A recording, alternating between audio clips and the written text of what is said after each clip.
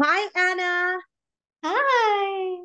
This is MJ Marfori from the Philippines. Congratulations on this beautiful series. And of course, I just want to ask you, getting into character, what were the preparations you've done, and what was the most challenging part of that? I had never experienced being in a period piece, so I Uh, had to learn everything from calligraphy to the wow. way it's in periodic Japanese, so the way that she speaks to horse riding, just walking even, like everything was very specific to 1600.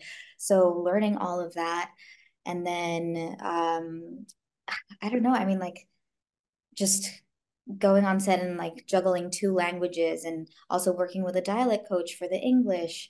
There was a lot of preparation and reading James Clavell's beautiful novel and then reading on Hosokawa Garasha, who inspired Mariko. So there was just a lot of studying to do. As a woman of the modern time, was it difficult, especially as an actor, to, of course, because you said you did calligraphy, you had to be so particular about it. Like, was there anxiety there because you might get out of character for a bit? You might say a language that's not spoken during the 1600s. I think if anything, because it's so different from how I speak in my daily life, I didn't really no, I wasn't really worried about that.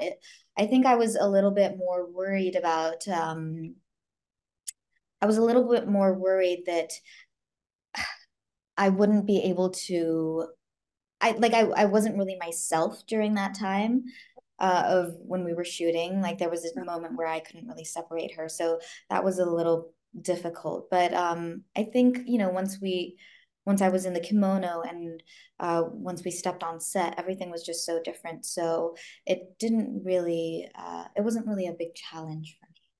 Was it like a whole new world for you since it was the 1600 and you had, of course, we did study history, right? But you were living it through via acting and being on set. What was the most bewildering thing about Shogun that surprised you upon coming to set? Um, like I said, it was my first period piece. So just seeing the castle and the horses there and hearing everyone speak periodic Japanese, the Uh-huh. way they're walking, the way they're acting, the way that the men talk to the women, like everything was just kind of new. And so in the beginning, I think I was just learning as we went and then slowly getting used to it, I guess.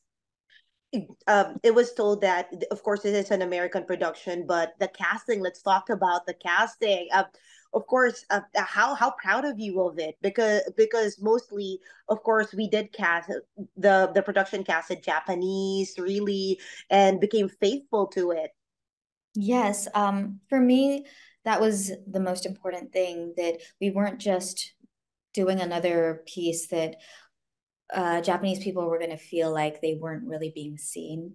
Uh-huh. Justin made sure that he wanted to do it authentically and to bring in Japanese crew from Japan to have them on set because a Uh-huh. lot of times I've been, a part of projects where they would consult with Japanese people, but they wouldn't be Uh-huh. on set. So if we wanted to Oh. change something with the script, it would take so much time, and sometimes we wouldn't have the answers on time.